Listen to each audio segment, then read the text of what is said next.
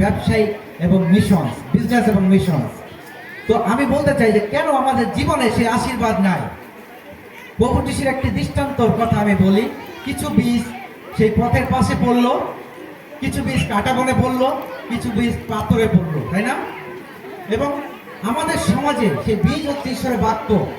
আমাদের সেই সমাজে কিছু মানুষ আছে সেই পাথরকে মানুষকে বুঝিয়েছে, কিছু মানুষ আছে তাদের মন শক্ত। আমাদের সমাজে কিছু মানুষ আছে তারা ঈশ্বর বাক্য গ্রহণ করে, কিন্তু কাটাবন, পারিপার্শ্বিক চাপ, সংসারের চাপ, অর্থনৈতিক চাপ, যে চাপের কারণে তাদের সেই সংসারে তারা আর্থিকভাবে বেড়ে উঠতে পারছে না। কিছু মানুষ আছে সবচেয়ে পাথর আমাদের সমাজে তা নয়। পৃথিবীর সব কালে কি পাথর পাওয়া যায়? যায় না। পৃথিবীর সব জমি উর্বর না, সব ফসল হয় না। কিছু কিছু মানুষ আছে যাদের জীবনে কোনো ফল উৎপন্ন হয় না। কিছু মানুষ আছে সমাজে যারা পাথর, তাদের জীবনে কোনো কাজ হয় না, তারা বাইরে ঘোরাফেরা করবে, তারা সমাজের অনেক ভূমিকা রাখবে, কিন্তু ঈশ্বরের আত্মিকভাবে তারা বেড়ে উঠছে না। কাঁটাবনের মতো উৎপন্ন সঠিক ফল যদি আপনার জীবনে আসে, সেই ফলও কিন্তু আছে। উর্বর জমিও বাংলাদেশে আছে, তাই না? ধানকে হয় না ধান, সেই উর্বর জমি কারা? উর্বর জমি আমরা যারা প্রভুতে আছি। আজকে উর্বর জমি আছে বলেই আর্থিকভাবে যদি আপনি দেখেন বাংলাদেশে বিশপ, তাই না? পলাশদা ডক্টরেট, তারপরে আমাদের এলিওদা ছিলেন, তাই না? তারপরে এই যে আরো সম্মানিত যারা বাংলাদেশ যারা প্রধান নেতৃত্ব দিচ্ছেন, এই যে আমাদের যারা বাবা মা অভিভাবক, তাই না? এই যে মায়েরা আছেন, আপনারা হচ্ছেন সেই উৎপন্ন, সেই কি বলে সঠিক জমি, তাই না? যে উর্বর জমি। আপনারা আজকে বয়স হয়েছে, কিন্তু আপনারা একদিন ছোট ছিলেন। আমি বেশি সময় নিব না, আমি সংক্ষেপে শেষ করব, কারণ আপনারা অনেক সময় বসে আছেন। আমি বুঝি, আমি আপনাদের মন বুঝি। আমরা হচ্ছে উৎপন্ন উর্বর জমি, যে কারণে আজকে বিশপ তৈরি হয়েছে, যে কারণে আজকে পালক তৈরি হয়েছে, যে কারণে সাধুরা তৈরি হয়েছে। আমি যখন গান শুনছিলাম, আমি দেখছিলাম যারা ঈশ্বর, আপনি মনে রাখবেন, যখন আপনারা গান করছেন ঈশ্বর দেখছেন, আপনার ওয়ার্শিপ ঈশ্বর দেখছেন, আপনার প্রার্থনা, আপনার চোখের জল ঈশ্বর দেখছেন, এবং ঈশ্বর আপনাকে আশীর্বাদ করবেন। আমি প্রার্থনা দিয়ে শুরু করতে চাই। এটি আমার সাবজেক্ট ছিল না, আমি 10 মিনিটে শেষ করব। আমি প্রার্থনা করি প্রভু আপনাদের প্রত্যেককে আশীর্বাদ করুন, আপনাদের ব্যক্তি জীবনে আপনাদের আশীর্বাদ করুন। যে আশীর্বাদ আপনাদের পিতৃপুরুষদের করেছিল, অব্রাহামকে করেছিল, আপনার পূর্ব বংশধরকে করেছিল, যে কারণে আজকে আপনি এই লাইনে আছেন, আপনি প্রভুতে আছেন। আপনার সেই পৈতৃক, সেই পূর্বপুরুষদের আশীর্বাদের কারণে আজকে আপনি ডক্টরেট হয়েছেন, আপনি পালক হয়েছেন, আপনি এভাঞ্জেলিস্ট হয়েছেন, আপনি সাধু হয়ে আপনি এই পরিচর্যায় যোগ দিয়েছেন। আজকে যে বাক্যটি আজকে আছে, যেন একটি প্রাণও বিনষ্ট না হয়, তাই না? একটি প্রাণও যেন বিনষ্ট না হয়, এটি প্রভুর বাসনা। এটি কোন জায়গা আছে? 2 পিতর 3 অধ্যায় 9 পদ। এই পিতর তিনি প্রভু যিশুর শিষ্য ছিলেন এবং একজন ভালো শিষ্য ছিলেন। শিষ্যদের মধ্যে কোনো বাধাবাধি ছিল না, তারা কেউ ডক্টরেট ছিল না, তারা কেউ রেভারেন্ট ছিল না। এগুলো আমাদের মানুষদের তৈরি ডিনোমিনেশন। এই যে চার্চ, ভেদাভেদ, church of Bangladesh, Baptist, AG. আমরা আজকে বলি এজি হলে আমরা রবিবার চার্চ খুঁজি, তাই না? যে এজি চার্চ কোথায়, সেখানে আমাকে যেতে হবে। ব্যাপটিস্ট চার্চ কোথায়, আমি এজিতে যাবো না, পাশে এজি চার্চ, আমি যাবো না, আমি ব্যাপটিস্টে যাবো। এই যে ডিভাইডেড, এটা কিন্তু আমরা মানুষরা করেছি। কেন? বিদেশি ফান্ড, বিদেশি টাকা দিয়ে কেন তারা দেয়? তারা তাদের জীবনে আশীর্বাদ পেয়েছে। আপনি যখন আপনার জীবনে আশীর্বাদ পাবেন, তখন আপনি আর থেমে থাকতে পারবেন না। আপনার রোগ হোক, ব্যাধি হোক, কেউ আপনাকে খাবার দেও কি না দেও, আপনি কিন্তু প্রভুর কাজের জন্য ছুটে যাবেন। আপনি কোনো ডিনোমিনেশন দেখবেন না। যখন আপনি প্রভুর সত্যিকারের আশীর্বাদ আপনার জীবনে পাবেন, আপনি যদি কোনো দুরারোগ্য ব্যাধি থেকে মুক্ত হন, আপনি প্রভুর কাছে ছুটে যাবেন। কে টাকা দিল, কে গেঞ্জি দিল, কিন্তু ডিনোমিনেশন আমরা কি করছি? আমরা মানুষকে, মানুষের বুদ্ধিতে আমরা চলার চেষ্টা করছি। আমরা চিন্তা করছি, প্রভুর আইডিয়া আমরা নিচ্ছি না, প্রভুর জ্ঞান আমরা নিচ্ছি না, আমরা পবিত্রতা চলছি না। কিন্তু আমরা কি করছি? আমরা মানুষের বুদ্ধিতে চলছি। আমরা চিন্তা করছি চার্চে বুঝে একটা ড্রাম সেট দরকার, চার্চে বুঝে একটা কিবোর্ড দরকার, বুঝি ভালো ওয়েস্টার্ন ইউনিয়নে গান করলে আমাদের ওয়েস্টার্ন ঈশ্বর নয়, ঈশ্বর আপনার আমার ব্যক্তিগত।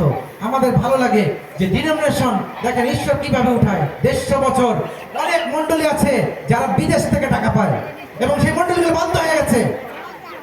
আপনি যদি দেখেন নাজরিন মিশন, সুকমল আঙ্কেল অনেক পাওয়ারফুল ব্যক্তি ছিলেন, যিনি কিন্তু আজকে নাই, তিনি কানাডাতে আছেন। ভেঙে গেছে তার মিনিস্ট্রি। আমি নাম ধরে বললাম কারণ যেন আপনার বুঝতে সুবিধা হয়। অনেক মিনিস্ট্রি তারা বাংলাদেশে আসছে, আমেরিকা, জার্মানি, ইউরোপের ফান্ড পেয়েছে, তারা বন্ধ হয়ে গেছে। তারা নিজেদের বিদেশি টাকা দিয়ে তারা সেই গেঞ্জি দিয়েছে, তারা খাবার দিয়েছে যেন আমরা ঈশ্বরের জামাই, আমরা ঈশ্বরের মেয়ে জামাই। তার মানে আমরা যখন যাব আমাদের ভালো খাবার দিবে, ভালো থাকা দিবে, তারপর কনভেন্স দিবে। সেই কনভেন্সে আমরা একটু বাড়িয়ে লিখবো, আমরা একটু দিয়ে বিল করবো, তারপরে ঈশ্বরের আশীর্বাদ কোথা থেকে আসবে? ধিক্কার জানাই সেই সব খ্রিস্টানদের যারা সেই বিদেশি অর্থ দিয়ে তারা সেই ব্যবসা পেতে বসছে, তারা জমি কিনছে, তারা লাক্সারি গাড়ি কিনছে, কিন্তু এই ঈশ্বরের কাজ করছে না। আমার জীবনে আমি ব্যক্তিগতভাবে ঈশ্বরের আশীর্বাদ পেয়েছি এই অল্প বয়সে। আমার 1 কোটি টাকা দিয়ে আমার বাড়ি হয়েছে কান্দিতে, এটা ঈশ্বরের আশীর্বাদ।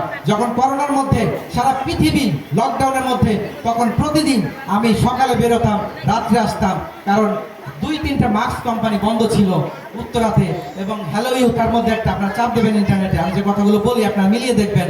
হ্যালোইউ লুপস ছিল না রাবারটা, এই রাবার আমি প্রতিদিন 1.5 লক্ষ গজ আমি সাপ্লাই দিতাম। এবং ঈশ্বর দেখেন যখন সারা পৃথিবী বন্ধ, তখন ঈশ্বর আমার দ্বার খুলে দিয়েছেন। প্রতিদিন 1.5 থেকে 2 লক্ষ টাকা আমার শুধু লাভ হতো। এবং সেই অর্থ দিয়ে ঈশ্বর আমাকে ঢাকাতে 2টা জমি দিয়েছে, আমাদের কান্দিতে দিয়েছে। ঈশ্বরের আশীর্বাদ ফেলে দেওয়া যায় না। ঈশ্বর অদ্ভুতভাবে আপনাদের উঠিয়েছেন। দেখেন পাগলা সভায় কোনো ডিনোমিনেশন নাই, কোনো ব্যাপটিস্ট নাই, পাগলা সভা, এখানে সবাই উন্মুক্ত আশীর্বাদ। এবং দেখেন একটা বিদেশি সাপোর্ট যারা পায় মিনিস্ট্রিতে, তাদের সেই মিনিস্ট্রি কিন্তু বন্ধ হয়ে যায়, তারা একটা কনফারেন্স রান করতে পারে না। আমি কিছুদিন আগে একটা বিদেশে আসলে আমেরিকা থেকে, তিনি আমার মাল নেবেন, তিনি বাসায় আসলেন, তিনি বললেন যে আমার কাছে অত টাকা নাই। তিনি কতটা জানেন? সাতক্ষীরাতে অনলি $300। $300 ওটা আমার 1 দিনের খরচ, তার মানে 35,000 টাকা এক আমার সন্ধ্যায় খরচ হয়ে যায়। আমি গর্ব নিয়ে বলছি না, আমি বলছি ঈশ্বর আশীর্বাদ। যে আমেরিকান আসলে আমাদের মিনিস্ট্রির লোকেরা পিছন পিছন যায়, ব্যাগ বয়ে নিয়ে। আমি স্ট্রেট কথা বলি, আমার অনেক ভিডিও হচ্ছে, আমি স্ট্রেট কথা বলি। কোন আমেরিকান আমরা গোনার টাইম নাই। আমার ঈশ্বর মহান, আমার ঈশ্বর সর্বশক্তিমান, আমার ঈশ্বর এই পৃথিবীর সৃষ্টিকারী। যিনি অব্রাহামের ঈশ্বর, তিনি আমার ঈশ্বর, আমি গর্বিত। যিনি দাউদের ঈশ্বর, তিনি আপনার ঈশ্বর, আপনি গর্বিত। কিভাবে বিনষ্ট হয়? পিতর তার একটি চিঠি, দ্বিতীয় পিতর, এটি একটা চিঠি। আপনারা জানেন সেই চিঠি আমরা 20 বছর আগের কথা, একটা হলুদ থামে, তাই না? আমাদের সেই চিঠি যাইতো, লিখতো না দাদু, মনে আছে? চিঠি লিখতো, এটা 7 দিন লাগতো, কোনো 10 দিন লাগতো। এটি একটা পিতরের চিঠি বাইবেলে, দ্বিতীয় পিতর, এটি একটা চিঠি তার মণ্ডলীর লোকদের জন্য। এবং ওই সময়ও কিছু কালপিট লোকজন ছিল যারা বলতো যে আপনি শুধু ওই বিনষ্ট হয়, এটা ঈশ্বরের কি বাসনা নয়। আপনি শুধু এই পত্রকের মধ্যে থাকবেন না, আপনি পুরা 3 অধ্যায় বা পুরা দ্বিতীয় পিতর পুরাটা আপনি পড়বেন, দেখবেন সেখানে লেখা আছে। পিতর বলছে যে কিছু কিছু মানুষ প্রভু যিশু চলে যাওয়ার পরে কিছু কিছু মানুষ বলছে প্রভু আর আসবেন না। তখনও কিন্তু হিংসা ছিল। আমাদের খ্রিস্টান জীবনে আমাদের বৃদ্ধিতে সবচেয়ে বড় বাধা হচ্ছে আমাদের হিংসা। আমরা একজন আরেকজনকে সহ্য করতে পারি না, আমরা একজন আরেকজনকে আমরা ভালোবাসতে পারি না, আমরা তার উন্নতি দেখতে পারি না। আমি বলি যে কোন খ্রিস্টান আমার উন্নতি দেখতে পারুক আর না পারুক, আমার ঈশ্বর আমাকে উঠাবে, আমার আপনার ঈশ্বর আপনাকে উঠাবেন। এবং আপনার এই পরিচর্যা কাজের সুফল আপনি হয়তো আপনার জীবনে পাবেন না। আপনি বলছেন যে বাবু আমি তো প্রতিদিন প্রার্থনা করি, আমি তো প্রতিদিন বাইবেল পড়ি, কিন্তু কেন আমার জীবনে আশীর্বাদ আসে না? আমি অনেক মাফ করবেন, অনেক মুরব্বীদের দেখেছি, অনেক বাবা মাদের তারা চোখে চোখে প্রার্থনা করে, পরবর্তীতে বৌমার কিছুতে তারা আর চোখে তাকায়। কিছুক্ষণ পরে তাদের সংসারে তারা চিন্তা করছে আমার বৌমা কেন ওই আত্মীয়দের দিল, তাহলে আমার শ্বশুর বাড়ি কেন দিল, অমুক জায়গায় কেন দিল। এই যে আপনি যে আর্থিকভাবে প্রার্থনা করছেন চোখের জলে, ঈশ্বর কিন্তু শুনছেন। কিন্তু যখন আপনার মন, আপনার অন্তর যখন টিউন করছেন না, আপনার মনের মধ্যে তাৎক্ষণিক পরে আপনি হিংসা করছেন, আপনার শ্বশুর বাড়ির লোকদেরকে আপনি পছন্দ করেন না, আপনার আত্মীয়দের আপনি পছন্দ করেন না, আপনার চার্চের লোকদের পছন্দ করেন না, ঈশ্বরের আশীর্বাদ থেকে আপনি নিজেকে বঞ্চিত করেন। আমি মাঝে মাঝে অনেকবার চিন্তা করি, কেন প্রভু খ্রিস্টানদের জীবন দরিদ্র জীবন, কেন প্রভু খ্রিস্টানদের জীবন এত কষ্টের জীবন? কারণ আপনি সুস্থ হতে পারছেন না, কারণ আপনার মধ্যে একটা বন্ডেজ, আপনার মধ্যে একটা বাধা, আপনার মধ্যে হিংসা, আপনি সহ্য করতে পারছেন না আরেকজন মিনিস্ট্রিকে, আরেকজনের ডোনার, একজন অনুবাদ করতে গেছে প্রত্যাপন মেটার ডোনার, সে নিয়ে গেছে ভুলাইয়া।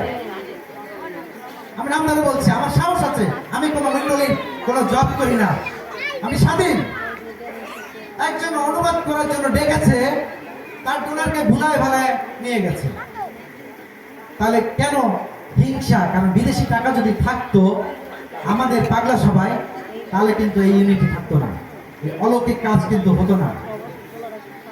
কেন হচ্ছে প্রশ্ন? অন্যমন্ডলীতে এই অলৌকিক কাজ হচ্ছে না। আমি শুনেছি অনেকবার, আমি অনেকটা চিনি, কিন্তু আমাকে কেউ চেনে না। বাংলাদেশে আপনি নেপাল গিয়ে আমাকে অনেকটা শোনে খ্রিস্টান লিডাররা যে ও নিউটন কে চেনে না, কিন্তু আমি তো সবাইকে চিনি। অন্যমন্ডলীতে হচ্ছে না কাজ, কারণ পাগলা সবাই হচ্ছে। কেন হচ্ছে? কারণ আপনাদের ইউনিটি, আপনাদের সেই একতা, আপনাদের সেই অলৌকিক কাজ হচ্ছে। অলৌকিক কাজ, প্রথম অলৌকিক কাজ কি বলেন তো? প্রথম ঈশ্বরের অলৌকিক কাজ, তিনি জলের উপরে আত্মা অবস্থিত করতেছিল, তাই না? ঈশ্বরের অলৌকিক কাজ হচ্ছে দিন তৈরি করা, আলো। আপনি যখন প্রতিদিন ফেসবুক, মানে যখন আমরা প্রতিদিন ঘুম থেকে উঠি, চোখ ডলতে ডলতে চোখ খোলা যায় না, আমরা কি করি? হোয়াটসঅ্যাপ দেখি, তাই না? কি লিখলো? ফেসবুক দেখি। ঈশ্বরের আশীর্বাদ কিভাবে আসবে?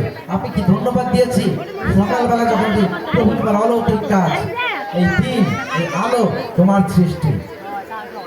অলৌকিক কাজ পশু পাখি, যেটা আপনি প্রতিদিন চিকেন মাছ খাচ্ছেন, তাই না? রাতের সময় মানে মাছ আছে, আমি দেখলাম কাটাকাটি করছে, তাই না? এই মাছ পশু পাখি জন্য ধন্যবাদ কি আমরা দেই? প্রভু তোমার সৃষ্টি। অক্সিজেন, একটা হসপিটালে একটা অক্সিজেনের মূল্য অনেক, এই অক্সিজেন আমরা ফ্রি পাচ্ছি, আমরা কি ধন্যবাদ দিই প্রভুকে? মসি ঈশ্বর, অনেক সময় আমরা কান্নাকাটি করে চিন্তা করি ঈশ্বরকে নামাবো, এটা না। ঈশ্বর আপনাকে দেখছেন, আপনি এখানে ওয়ার্শিপ করছেন, আপনি এখানে চোখের জল কান্না করছেন, আপনি পরিচর্যা করছেন, আপনার জীবনে প্রভুর নজর আছে। কিন্তু ওই যে বললাম, আমাদের মনের মধ্যে সরলতা নাই, যে কারণে ঈশ্বর আশীর্বাদ করতে পারছেন না। অনেকে বলে তুমি লেখো, বেনিন কাজতে বলো। বেনিনের একটা প্রোগ্রামে 18 কোটি টাকা তাদের খরচ, এবং সেই টাকা কারা দেয় জানেন? সমস্ত ব্যবসায়ীরা। এবং বেনিন যেখানে যায়, আপনি দেখবেন বেনিহীন মিনিস্ট্রি, বেনিন যেখানে যায় 300 লোক বড় বড় ব্যবসায়ীরা তার সঙ্গে সঙ্গে যায়, এবং সেই 18 কোটি টাকা সমস্ত ব্যবসায়ীরা দেয়। এবং তার বড় মেয়ে আমার সেই রেগুলার আমার সাথে কথা হয়, আমাদের মাল নেয়। এখন আমি চাইতে পারি না মিনিস্ট্রির জন্য টাকা, কিন্তু আমাদের ঈশ্বর অলৌকিক ঈশ্বর। ঈশ্বর চাইলে আপনাকে আমাকে বেনিনের থেকে মহাপরাক্রম কার্য সাধন করতে পারে। আমেন। ঈশ্বর কিভাবে নজর রাখে? ইসরায়েল জাতি তারা কষ্ট পাচ্ছিল দীর্ঘদিন, তারা একটা দেশে ফেরাউনের, আমি ঘড়ি দেখছি কারণ ঘড়িয়ারি নেই, ফেরাউনের দাসত্ব করছিল, কিন্তু ঈশ্বরের নজর সেই দিকে ছিল। ঈশ্বর মসিকে ঝোপের মধ্যে দেখা দিলেন এবং মসিকে তিনি ব্যবহার করলেন, তাই না? এখন দেখেন কতবার আঘাত করলো, তারপরে যখন ফেরাউন ছেড়ে দিল, তারা দৌড়াচ্ছে। আপনি খালি একটু ইমাজিন করবেন, অনেক সময় আমরা বাইবেলটা ক্লাস 2 বইয়ের মতো পড়ি, আদিতে ঈশ্বর আকাশ মণ্ডল পৃথিবী সৃষ্টি করলেন না, এরকম। কিন্তু আপনি যদি একটু ইমাজিন করেন যে ঈশ্বরের নজর ইসরায়েল জাতির উপর ছিল, এবং যখন ইসরায়েল জাতি পালাচ্ছিল, মনে করেন আপনি সেই 71 গন্ডগোলের মধ্যে, যদি আমার যখন জন্ম নেয় না, কিন্তু আপনারা জানেন যারা সিনিয়র, 71 আপনি দৌড়াচ্ছেন, আর যখন আপনি সামনে সমুদ্র, সেই সমুদ্র আপনার মানুষের দৃষ্টিতে কি বলে যে বিপদ, এখানে হয়তো আপনাকে ঝাঁপ দিতে হবে অথবা আপনাকে সাঁতার কাটতে হবে, এছাড়া কোনো পথ নেই। ফেরাউন এসে আপনাকে মেরে ফেলবে, এটাই তো ফাইনাল নাকি? কিন্তু চিন্তা করেন যে ঈশ্বর সেই সমুদ্র যখন মৃত্যু আপনার দ্বার প্রান্তে, যখন আর কোনো পথ নাই, যখন পথ শেষ, জীবনের শেষ প্রান্ত, এবং তখন আমার ঈশ্বর তিনি পথ প্রস্তুত করতে সামর্থ্য। ঈশ্বর সেই সমুদ্রকে দুই ভাগ করে দিলেন। এবং সায়েন্স বলে, অনেকে গবেষণা করে বলেছে যে এটি বাতাসের কারণে সেটা দুই ভাগ হয়ে গেছিল। আমার ঈশ্বর তিনি বাতাস পাঠিয়ে সেই সমুদ্রকে দুই ভাগ করে দিয়েছিলেন। আজকে আপনার জীবনে যদি এমন কোনো বাধা থাকে যে বাধা, আপনার আর কোনো পথ নাই, আপনি মৃত্যুর সম্মুখীন, আপনার আর কোনো যাবার জায়গা নাই, সমুদ্রের মতো বিশাল সমুদ্র, আপনারা তো মানসিকভাবে চিন্তা করছেন যে হয়তো এবার আমি মারা যাব, এবার হয়তো আমি আর শেষ, কিন্তু ওইখানেও ঈশ্বর, আমার ঈশ্বর, আপনার ঈশ্বর, আমাদের ঈশ্বর তিনি পথ প্রস্তুত করতে সামর্থ্য। ঈশ্বরের মিরাকেল। আমি মাঝে মাঝে চিন্তা করি, অনেক বয়স্ক বাবা মা বেঁচে আছে কিন্তু তার সন্তান মারা গেছে, আছে না আমাদের মধ্যে এমন? কিছুদিন আগে ওই আমাদের যে কোটালি পাড়ায় একজন মারা গেল, তারা বড় ছেলে, মর্মান্তিক। আমি বলছিলাম, প্রভু কেন কেন এই পরীক্ষাগুলো আমাদের খ্রিস্টীয় জীবনে আসে? এটা কি শুধুমাত্র আমাদের জন্য না? আপনি যদি ইয়োবের বিষয় দেখেন, ইয়োবকে শয়তান পরীক্ষা করেছিল এবং সেই ইয়োব, তার সন্তানরা মারা গিয়েছিল, তার সম্পত্তি নষ্ট হয়ে গেছিল। আপনার দুইটা গরু মারা গেলে কেমন লাগে? সেখানে যদি 5,000, মানে আপনি চিন্তা করতে পারেন, আমরা শুধু রিডিং করবো না, একটা 5,000 গরু যদি থাকে, এখান থেকে প্রায় কান্দি বা ধারাবাসার পর্যন্ত আপনার তার এরিয়া। ইয়োব ছিল এখনকার সময়ে যেমন সালমান এফ রহমান বেক্সিমকো কোম্পানি, বসুন্ধরার তানভীর, আনভীর এবং এই ধরনের একজন ধনী ব্যক্তি। বাইবেলে লেখা আছে তিনি ওই শহরের মধ্যে ধনী ব্যক্তি ছিলেন। এবং দেখেন সে ইয়োবের সবকিছু শেষ হয়ে গেল। আজকে যদি আপনার সবকিছু শেষ হয়ে যায়, ঈশ্বর না করুক, আপনি কি ইয়োবের মতো বিশ্বস্ত থাকতে পারবেন? ইয়োবের সেই বড় বড় সন্তানরা তারা মারা গিয়েছিলেন এবং বাইবেল বলে ঈশ্বর ইয়োব বিশ্বস্ত থাকায় ঈশ্বর তাকে দ্বিগুণ 5 গুণ বেশি দিলেন। আমেন। ঈশ্বর অলৌকিক কাজ আপনার জীবনে যে দেখতে চান, আপনাকে সরলতায় থাকতে হবে। ঈশ্বরের ইচ্ছা না যে কেউ বিনষ্ট হোক, ঈশ্বরের ইচ্ছা না তিনি বাসনা না, বাসনা হচ্ছে ইচ্ছা বা আকাঙ্ক্ষা। ঈশ্বর আকাঙ্ক্ষা যেন আপনি রক্ষা পান। যদি আমরা দেখি ঈশ্বর অলৌকিক কাজ, ঈশ্বর এমন এমন কাজ করেছেন যেটা আসলে মনে হয় যে কেমন একটা পাগলের মতো, তাই না? একটা রাখাল ছেলেকে তিনি রাজা বানিয়েছেন। কারণ দাউদের জীবনে ওই সিংহ যদি না আসতো, তাহলে গলিয়াতকে তিনি চ্যালেঞ্জ নিতে পারতেন না। আপনার জীবনে যে বাধাগুলো আসে, সেই বাধাগুলো আপনাকে আরো উপরের দিকে উঠতে সাহায্য করে। আপনি যদি দেখেন, পড়াশোনা না করেও আমরা চলি, তাই না? কৃষিকাজ করি বা অটো চালাই না, বা ড্রাইভিং করি, পরে পড়াশোনা না করলে আপনি ওই জায়গায় থাকবেন। কিন্তু আপনাকে যদি পড়াশোনা করে উপরে উঠতে হয়, তাহলে ক্লাস 2তে পড়লে আপনাকে পরীক্ষা দিতে হবে না? তাহলে পরীক্ষা দেওয়ার পরেই তো আপনি 3তে উঠবেন। তাহলে প্রত্যেকটা ক্লাসে কিন্তু পরীক্ষা দিয়ে দিয়ে একটা সময় সে মাস্টার্স MBA পাস করে, নাকি ভুল বললাম? তাহলে এই যে পরীক্ষাগুলো আমাদের জীবনে আসে, এই পরীক্ষাগুলো আমাদেরকে ঈশ্বরের কাছাকাছি আসতে সাহায্য করে আর উন্নতিতে আমাদেরকে যেতে সাহায্য করে। পরীক্ষা এমন একটা বিষয় যে যখন ক্লাসে আমরা যাই, যদি আমার আগে থেকে প্রস্তুতি না থাকে, তাহলে আমি কি পারবো? পরীক্ষার সময় কি আমি লাইব্রেরিতে দৌড়ে যাব? আর 10 মিনিট আমি কথা বলবো। আমি যদি পরীক্ষার হলে যাই আর যদি পূর্ব প্রস্তুতি না থাকে, তাহলে আমি পরীক্ষা পাস করবো? করতে পারবো না। তাহলে আমাকে কি করতে হবে? আত্মিক জীবনে পরীক্ষা যদি আপনি ফেস করতে চান, আপনাকে বাইবেল জানতে হবে। শয়তান যখন পরীক্ষা করবে, আপনি প্রার্থনায় নিবিষ্ট থাকতে হবে, প্রার্থনাশীল জীবন থাকতে হবে। আর সবচেয়ে বড় বিষয়, আমরা যেন দিতে শিখি। সবচেয়ে সিক্রেট যে বিষয় আমি বলি, যে ধনী হওয়ার জন্য যে আপনাকে দিতে হবে। আপনার যা আছে আপনি মণ্ডলীতে দেন। মণ্ডলীর পালক যদি মনে করেন যে না, আমার কোনো পালকের ভালো লাগে না, এই টাকা আপনি ধরেন এবং আপনার যে দণ্ডাংশ আপনি নদীতে ফেলে দেন অথবা আপনি রাস্তায় ফেলে দেন। কিন্তু আমি বলবো যে ঈশ্বরের টাকা আপনি পকেটে রাখবেন না। ঈশ্বর বলছে তুমি চোর। আজকে খ্রিস্টানদের ঈশ্বর জীবন্ত ঈশ্বর, মহাপরাক্রমশালী ঈশ্বর, কিন্তু আমরা দরিদ্র। আমাদের অসুস্থতা, শুধু পাগলা সবাই সুস্থতা লাভ করে, কিন্তু আপনি ব্যক্তি জীবনে আপনি সুস্থতা লাভ করতে পারছেন না, কারণ আপনার অর্থ আপনি দিচ্ছেন না। অর্থ ঈশ্বরের 1000 টাকা কি বলছে যে 10% আপনি দেন। আপনার জীবনে প্রার্থনা, আপনার জীবনে বাক্যপাঠ, এবং যদি আপনি আপনার অর্থ যতটুক পারেন যখন আপনি দিবেন, ঈশ্বর বলছে যে আমি আকাশের দ্বার সকল মুক্ত করে দিয়ে তোমাকে আশীর্বাদ করি কিনা। আপনি চিন্তা করেন, যদি একটা দরজা দিয়ে যদি আপনার 1,000 টাকার বান্ডেল যদি আপনাকে দেয়, তাহলে কি হবে? লক্ষ কোটি টাকা আপনার চলে যাবে, তাই না? আর ঈশ্বর বলছে আকাশের দ্বার উন্মুক্ত করে দিয়ে আমি তোমাকে আশীর্বাদ করি কিনা। তার মানে ঈশ্বর যদি আকাশের দ্বার খুলে দেয়, এই আপনার গ্রামে না, শুধু এই বাংলাদেশের জন্য আপনি আশীর্বাদ স্বরূপ হবেন। সুতরাং কিপটামি করবেন না, আপনার অর্থ ঈশ্বরকে দিন। আমি বলবো আপনি দিন। আপনি ভাববেন না এই অর্থ সাধুরা খেয়ে ফেলবে, এই অর্থ পাগলা সবাই কি হবে, অথবা এই পালকরা খেয়ে ফেলবে না। আপনি অর্থ দিলে আপনি আশীর্বাদ প্রাপ্ত হবেন, ঈশ্বর অলৌকিক কাজ দেখতে পাবেন। এই যুগে যদি একটা কুমারী মেয়ে গর্ভবতী হয়, আপনারা কি চিচি করবেন না? ঈশ্বর একটি কুমারী মেয়ের গর্ভে প্রভু যিশুকে তিনি আবার পাঠিয়েছেন এই আমাদের জন্য তিনি মৃত্যুবরণ করেছেন, যেন আমরা পাপীরা মুক্ত হই, আমরা যেন পাপ থেকে ক্ষমা পাই। ঈশ্বর তো নাও পারে, ঈশ্বর সবসময় আমাদের জন্য চিন্তা করেন। আপনি ভাববেন না ঈশ্বর অনেক দূরে, ঈশ্বর সবসময় আমাকে দেখছেন, আপনাকে আমাকে দেখছেন। অলৌকিক ভাবে প্রভু যিশু কাজ করেছিলেন, এবং প্রভু যিশুর এমন অলৌকিক কাজ ছিল, একজন মহিলা, তার রক্তস্রাব হচ্ছিল 12 বছর, 12 দিন নয়, 12 সপ্তাহ নয়, 12 মাস নয়, 12 বছর। তার মানে একটা ছেলে এত বড় হয়ে যাবে না? এবং সেই মহিলা রক্তস্রাব হচ্ছিল, তার সেই যিশুর কাছে যাবার জন্য তার স্বামীর অনুমতি লাগেনি, তার ছেলেমেয়ের লাগেনি। তিনি কতটা স্মার্ট এটা বিষয় করেননি, তিনি লজ্জা পাননি, তিনি কোনোভাবে তিনি আগাচ্ছিলেন যে প্রভু যদি আমি স্পর্শ করতে পারি ওই কাপড়, আমি সুস্থ হব। এবং কোনোভাবে ভিড় ঠেলে এবং সে কাছাকাছি গিয়ে স্পর্শ করলো, সঙ্গে সঙ্গে তিনি সুস্থ হলেন।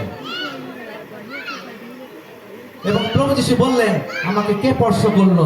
শিষ্যের উত্তর দিল যে প্রভু, এখানে অনেক ভিড়, এখানে অনেকেই স্পর্শ করছে, কিন্তু প্রভু জানেন যে তার শক্তি বের হয়ে গেছিল। স্ত্রী লোক সুস্থ হয়েছিলেন, প্রভু যিশু চলে গেলেন। আপনি দেখেন একটা ইন্টারেস্টিং ব্যাপার, পুরাতন নিয়মে ঈশ্বর সরাসরি সবাইকে আহ্বান করেননি, সবাইকে তিনি ডাকেননি, সাডেন পিপুল, মসি, ইয়োব, তাই না, এদেরকে। কিন্তু ঈশ্বর যখন মানুষ রূপে আসলেন, তিনি কি নাম দিলেন? ইম্মানুয়েল, মানে আমাদের সহিত ঈশ্বর। এবং প্রভু যিশু তিনি 33 বছর বেঁচে ছিলেন, তাই না? অলৌকিক কাজ করেছিলেন। এখন প্রভু যিশু যখন চলে গেলেন শিষ্যদের ছেড়ে, তাহলে কি ইম্মানুয়েল, আমাদের সহিত ঈশ্বর থাকলো এই মানে হয়? তাহলে কি হলো?